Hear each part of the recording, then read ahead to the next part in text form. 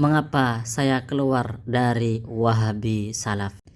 Setelah itu saya masih aktif di pengajian Salafi sampai pada akhirnya mereka membahas Habib lagi. Batin saya seakan berontak dan menolak semua ucapan sang ustadz.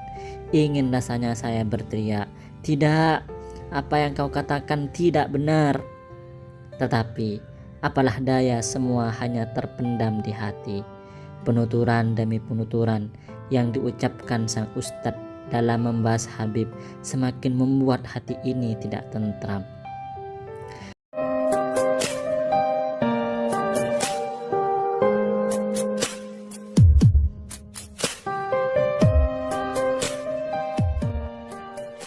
Mengapa saya keluar dari Wahabi Salafi?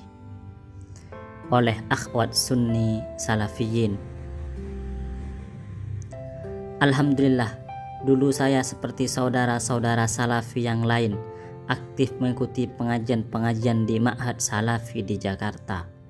Merasa diri saya sudah sangat sesuai dengan ajaran Rasulullah, dengan syariat yang murni dan berlandaskan hadis sahih dan kompeten terhadap dakwah tauhid dan sunnah. Ketika melihat kalangan yang maulid, hati saya seakan ada suatu yang berkata, "Dia ahlul bid'ah." Kadang berdoa mudah-mudahan dia diberi hidayah. Pada awalnya indah, tapi lama-kelamaan makin banyak tanda tanya yang muncul di dalam pikiran saya. Memang ada sih kajian-kajian yang menarik, tetapi tak jarang ada kajian-kajian membahas ikhtilaf. Saya bertanya, kok semangat membahas masalah khilafiyah dan menghakimi orang yang berbeda? Dan selanjutnya melempar tuduhan yang sinis. Pikir saya, kenapa ajaran ini selalu membahas masalah ikhtilaf, menuding kelompok yang memiliki pemahaman yang berbeda dengan tuduhan ahlul bid'ah, musyrik, khurafat, togut, hisbi, tahayyul. Saya bertanya, kenapa Syiah begitu dimusuhi? Kenapa seperti sinis kepada Habib-Habib? Kenapa sinis kepada yang hobi maulid dan tahlil? Saya bertanya-tanya sendiri dan mencoba mencari jawabannya sendiri. Akhirnya saya tahu alasan kenapa memusuhi pemahaman Syiah. Saya pikir, oh iya benar, ternyata pemahaman Syiah keliru. Pertanyaan pertama saya sudah terjawab.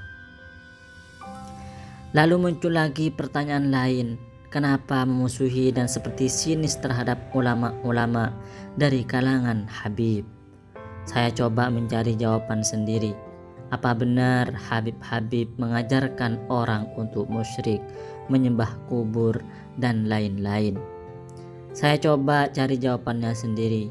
Pada waktu itu saya masih di pihak yang meragukan status Habib. Lalu saya silaturahim ke beberapa orang Habib dan Syarifah di inbox FB dan Rel dan menemukan jawabannya sendiri. Rata-rata mereka memperlakukan saya dengan menghargai saya, lembut, sopan, penuh tata krama, penuh keikhlasan. Hati saya bergidik, subhanallah, kenapa mereka lembut-lembut? Saya melempar pertanyaan-pertanyaan yang kritis, tetapi mereka menjawab seperti menjawab pertanyaan anak kandung mereka sendiri. Rata-rata seperti itu. Hati saya terkesima. Kenapa saya menemukan sesuatu yang berbeda pada diri mereka? Bahkan sebelum berbicara pun saya merasakan sesuatu yang berbeda. Tenang, sejuk, lembut, susah diceritakan. Hati saya bergidik lagi. Mungkin mereka benar-benar keturunan Rasulullah. Di dalam tubuh mereka mengalir darah Rasulullah. Setelah itu saya masih aktif di pengajian Salafi sampai pada akhirnya mereka membahas Habib lagi. Batin saya seakan berontak dan menolak semua ucapan sang ustadz. Ingin rasanya saya berteriak, "Tidak, apa yang kau katakan tidak benar."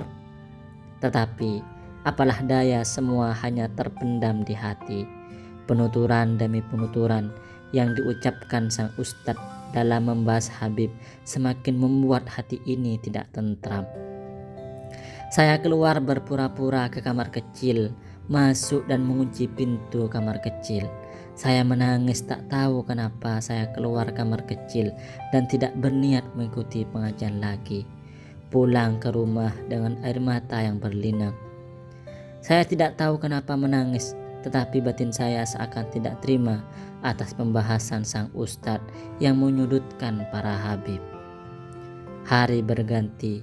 Minggu-minggu berikutnya saya masih sering hadir di pengajian salafi seperti biasa, tetapi juga di hari lain menyempatkan diri mengikuti pengajian-pengajian yang dilaksanakan Habib-Habib di Majelis Rasulullah, Nurul Mustafa, Al-Anwar, Ustadzah Halimah Al-Idrus, Majelis Nisa, Petamburan, dan lain-lain.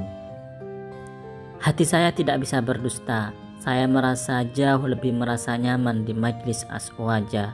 Betapa bahagia ketika mengikuti maulid.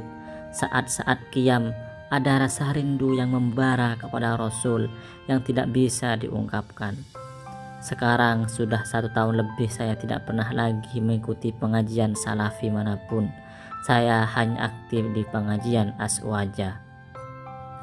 Puncak penolakan saya terhadap pemahaman salafi ketika salafi beranggapan bahwa kedua orang tua Rasulullah masuk neraka. Batin saya menolak sekeras-kerasnya. Tidak, seakan teriakan yang membelah langit. Saya tidak terima jika kedua orang tua Nabi saya dianggap masuk neraka. Hati saya bertanya dan bertanya sendiri, kenapa melarang tabarruk di makam Nabi? Kenapa melarang orang bergembira atas kelahiran Nabi? Kenapa melarang orang tawassul kepada Nabi?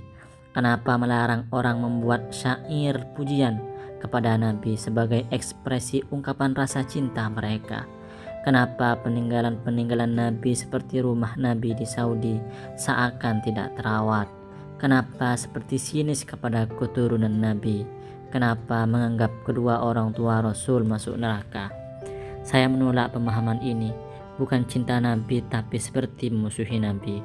Wallahu a'lam. Semoga Allah mengampuni hamba.